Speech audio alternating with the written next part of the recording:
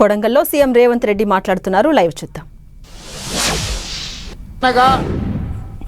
ఈనాడు ఆందోళన ధర్నా కార్యక్రమాన్ని ఏర్పాటు చేసి ఈ కార్యక్రమంలో పరిగి శాసనసభ్యులు, తాండూరు శాసనసభ్యులు, అదేవిధంగా నారాయణపేట్, వికారాబాద్ జిల్లాల ముఖ్య నాయకులు, జిల్లా పార్టీ అధ్యక్షులు, కాంగ్రెస్ పార్టీ కార్యకర్తలందరూ ప్రభుత్వం యొక్క పాశవిక దాడిని, నరేంద్ర మోడీ, ధర్మేంద్ర ప్రధాన్ లక్షలాది మంది విద్యార్థుల జీవితాలతో చెలగాటమాడి పరీక్షా ప్రశ్నపత్రాలను పల్లి బఠానీలలాగా కోట్ల రూపాయలకు అమ్ముకొని విద్యార్థుల జీవితాలలో చీకటిమయం చేసినందుకు ఈనాడు ఈ ధర్నా కార్యక్రమాన్ని చేపట్టినాం. మిత్రులారా, ఢిల్లీ నడి వీధుల్లో జంతర్ మంతర్ నుంచి చలో పార్లమెంట్ మార్చ్ కార్యక్రమాన్ని ఏ రాజకీయ పార్టీనో, రాజకీయ పార్టీల కార్యకర్తలు తీసుకోలేదు.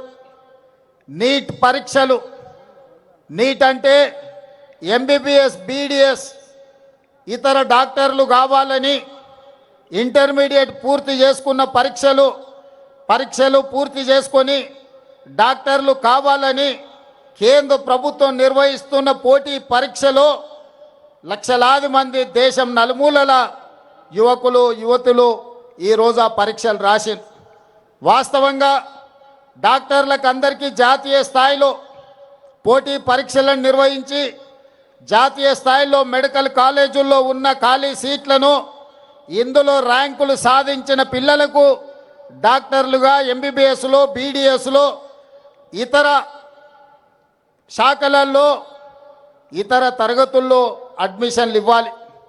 దానికోసము రాష్ట్రాల వారీగా కాకుండా కేంద్ర ప్రభుత్వమే స్వయంగా చట్టాన్ని సవరించి 2016 నుంచి పోటీ పరీక్షలు నిర్వహిస్తుంది. ఈ పోటీ పరీక్షల ద్వారా లక్షలాది మంది చదువుకునే విద్యార్థులు డాక్టర్లుగా సీట్లు పొంది జాతీయ స్థాయిలో ర్యాంకులు పొంది ఈనాడు అడ్మిషన్లు రావాలి.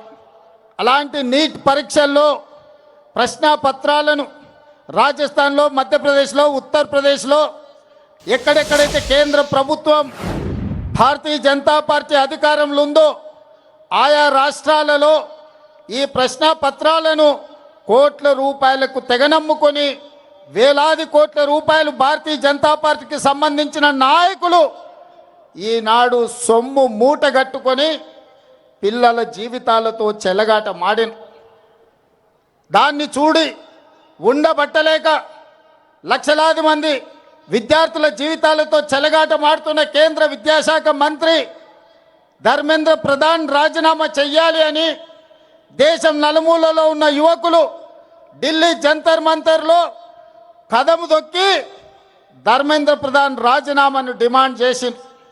గత కొన్ని రోజులుగా ఈ డిమాండ్ నిరసన కార్యక్రమాలు జాతీయ స్థాయిలో వివిధ రాష్ట్రాలలో రాజకీయాలకు అతీతంగా ఈ భారత సమాజం అంతా చైతన్యమై కేంద్ర మంత్రి రాజీనామా చేయాల్సిందే, ప్రశ్నాపత్రాలను అమ్ముకున్నోళ్లను జైల్లో పెట్టి కుళ్ళపడవాల్సిందే అని నిరసన కార్యక్రమాలు జరుగుతున్నాయి. ఈ నిరసన కార్యక్రమాలను, ప్రజల ఆందోళనను పరిగణలోకి తీసుకొని ఈ దేశ ప్రధానమంత్రి నరేంద్ర మోడీ గారు ధర్మేంద్ర ప్రధాన్ను బర్తరఫ్ చేసి ప్రశ్నాపత్రాలు అమ్ముకున్న వాళ్ళని అరెస్టు చేసి జైల్లో పెట్టాల్సింది పోయి తిహారు జైల్లో వాళ్లకు చిప్పకూడు తినిపించాల్సింది పోయి జంతర్ మంతర్ నుంచి పార్లమెంట్ వైపు నిరసన తెలుపుకుంటూ వెళుతున్న వేలాది మంది విద్యార్థులను లాఠీ చార్జులతో, బాష్పవాయు గోళాలతో ఈ విద్యార్థుల మీద పాశవిక దాడి చేసింది. ఈ దాడుల్లో ఆడపిల్లలు వందలాది మంది తీవ్రమైన గాయాలకు లోనైనరు. ఆడపిల్లలను బట్టలు చించిండ్రు, వాళ్ళ గొంతు నులిమిండ్రు. మగపిల్లల్ని తలకాయలు బలగొట్టిండ్రు, చేతులు ఇరగొట్టిండ్రు. ఇవాళ వందలాది మంది ఆసుపత్రుల్లో ఈరోజు చికిత్స పొందుతున్నారు. పదుల సంఖ్యలో విద్యార్థులు మాయమైనరు, వాళ్ళని పోలీసులు ఎత్తుకపోయినరా, బీజేపీ నాయకులు కిడ్నాప్ చేసినరా, ఈరోజు తెలియని పరిస్థితి.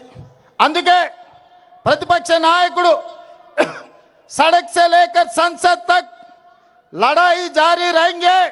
जो जिन लोग विद्यार्थियों को जंतर मंतर में अब लाठी चार्ज किए, आप गोली चलाए, उनके तरफ मैं आवाज उठाऊंगा। उनके मदद में मैं मैदान में आऊंगा। ये मेरा जिम्मेदारी है। मैं ये नौजवानों को हिम्मत दिलाना चाहता हूं అని రాహుల్ గాంధీ, ప్రియాంక గాంధీ గారు మల్లికార్జున్ ఖర్గే నాయకత్వంలో ఆయన ఇంటి నుంచి ప్రధానమంత్రి ఇంటి ముట్టడికి బయలుదేరి. మిత్రులారా, ప్రజాస్వామ్యంలో నిరసన తెలపడం అనేది డాక్టర్ బాబాసాహెబ్ అంబేద్కర్ మనకిచ్చిన రాజ్యాంగ హక్కు. పార్లమెంటరీ వ్యవస్థలో ప్రజల సమస్యల్ని ప్రస్తావించడం ప్రజాప్రతినిధుల బాధ్యత.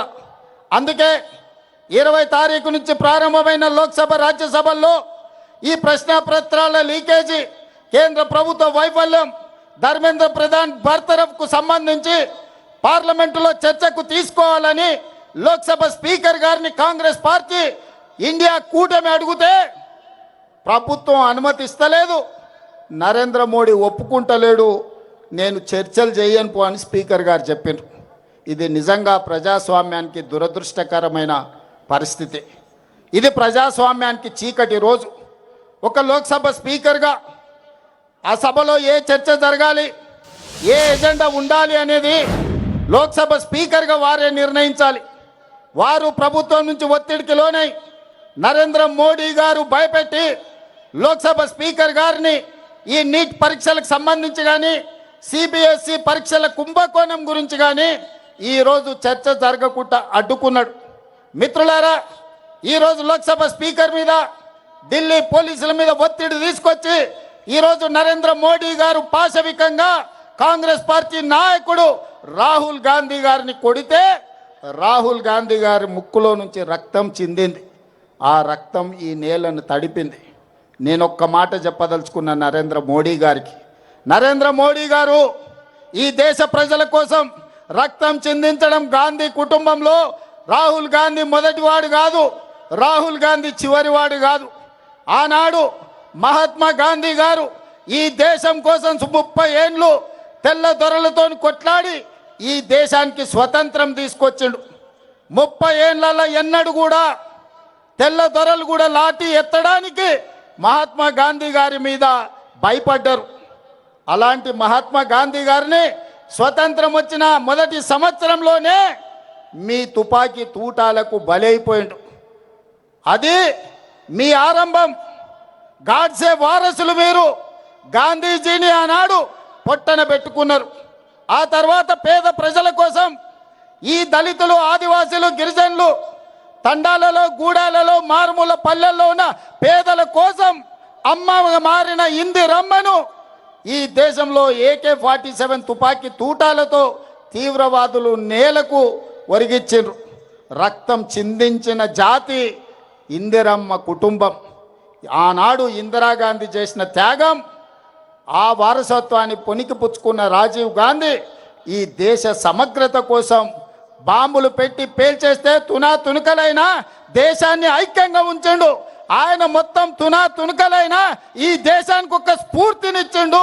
చివరి రక్తపు బొట్టు వరకు రాజీవ్ గాంధీ గారు ఈ దేశం కోసమే బతికిండు, ఈ ప్రజల కోసమే ప్రాణాలు ఇచ్చిండు.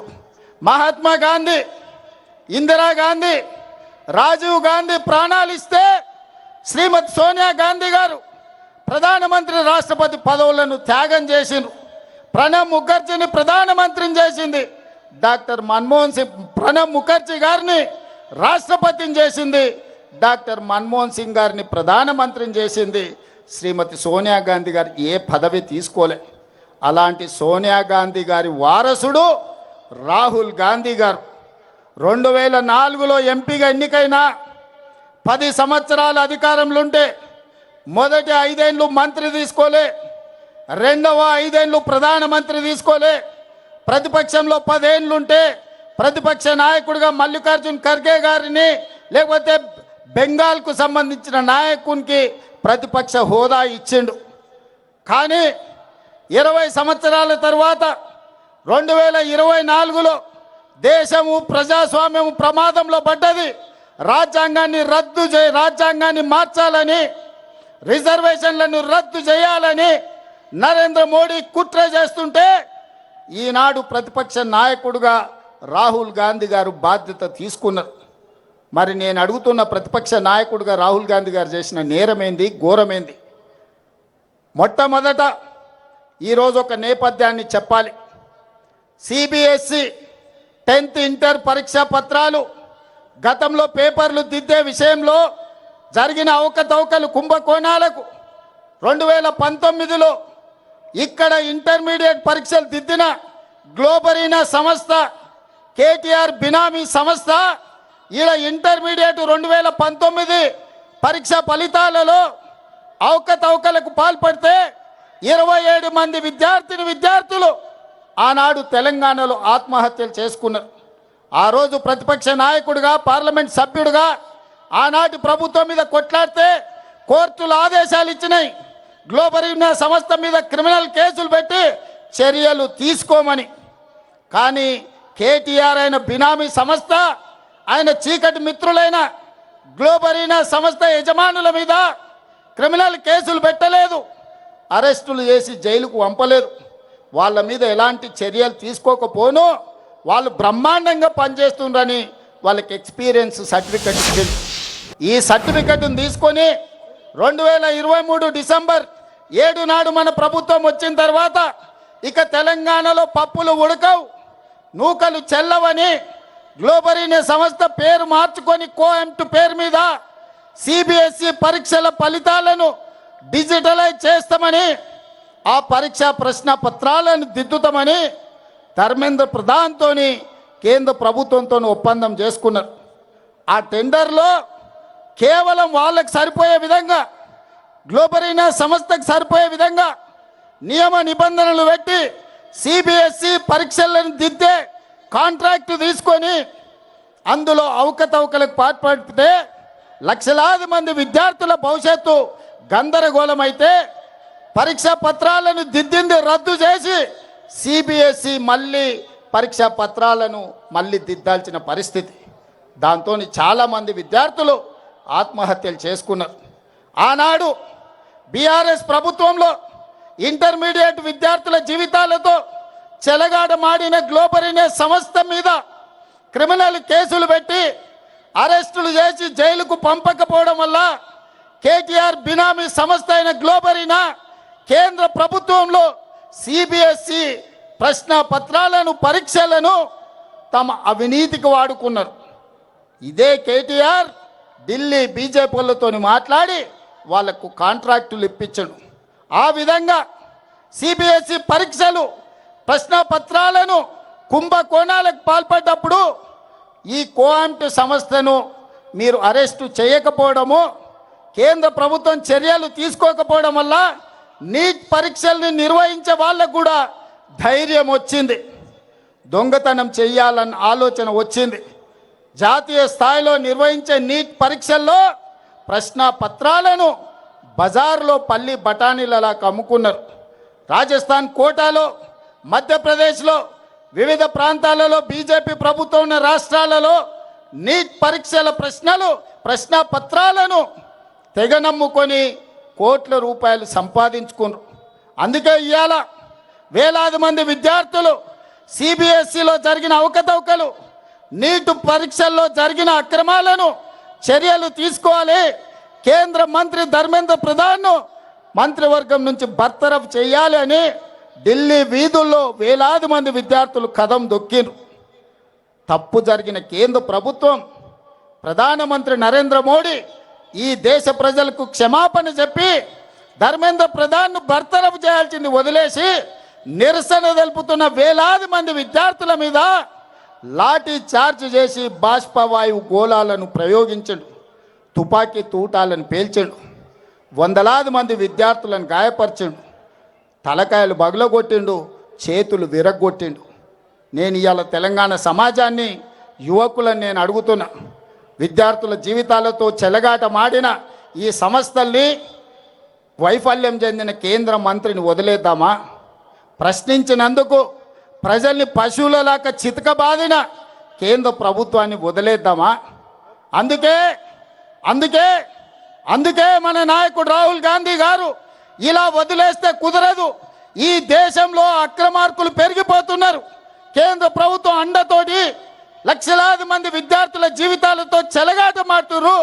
నీ సంగతి తేలుస్తాని మల్లికార్జున్ ఖర్గే ఇంటి నుంచి నరేంద్ర మోడీ ఇంటి ముట్టడికి బయలుదేరిండ్రు కాంగ్రెస్ పార్లమెంట్ సభ్యులు. దానికి నాయకత్వం రాహుల్ గాంధీ గారు, ప్రియాంక గాంధీ గారు వహించారు. దౌర్జన్యం చేయలే, రాళ్ళు విసరలే, నరేంద్ర మోడీ ఇంటి మీద ఎలాంటి దాడులకు పాల్పడలే.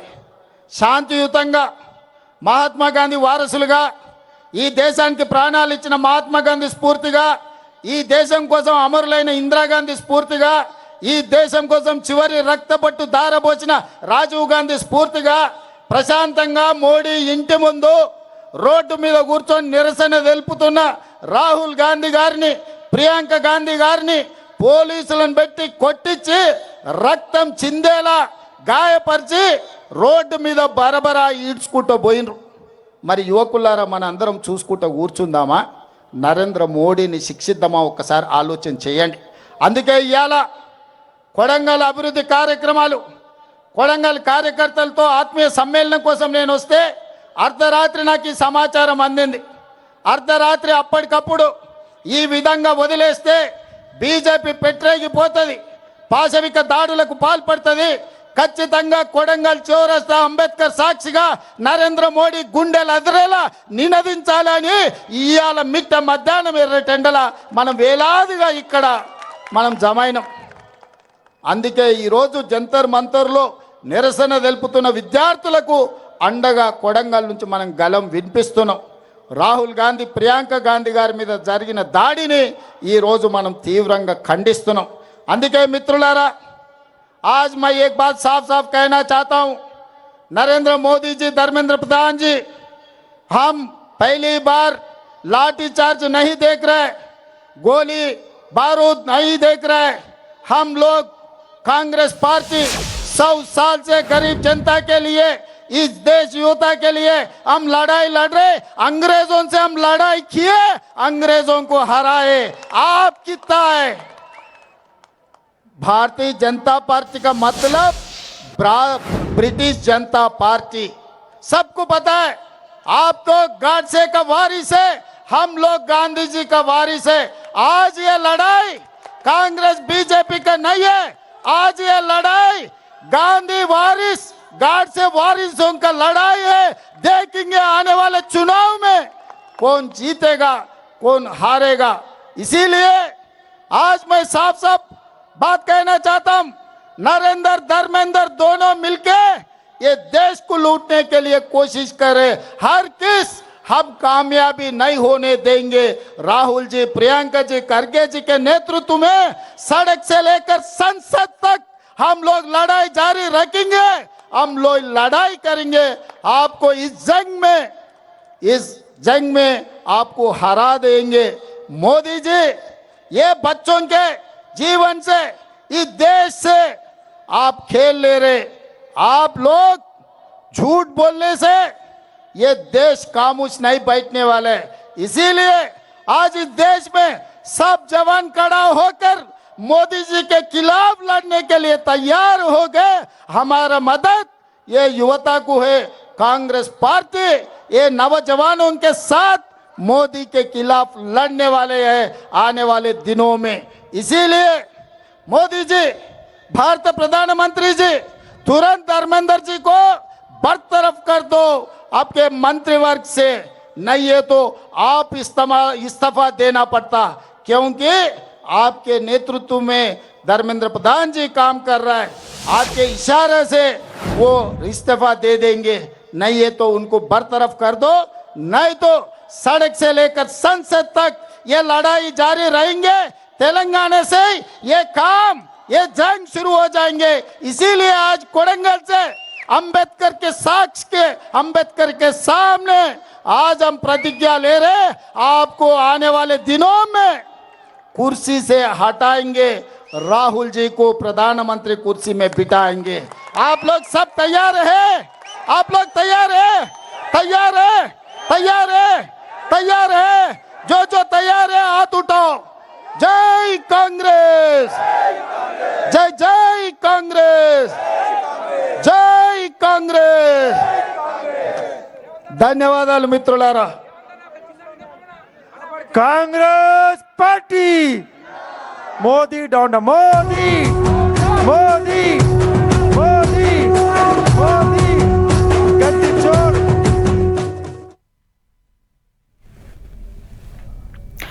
కొడంగల్లో సీఎం రేవంత్ రెడ్డి మాట్లాడారు. నిరసన ర్యాలీలో ఆయన పాల్గొన్నారు. నిన్న ఏదైతే ఢిల్లీలో ఇటు కాంగ్రెస్ అగ్రనేత ప్రియాంక గాంధీ అలాగే రాహుల్ గాంధీ పైన దాడి అరెస్ట్ ను నిరసిస్తూ ఇవాళ తెలంగాణలో కూడా పలు జిల్లాలో కాంగ్రెస్ నేతలు ర్యాలీలు నిర్వహిస్తూ ఉన్నారు.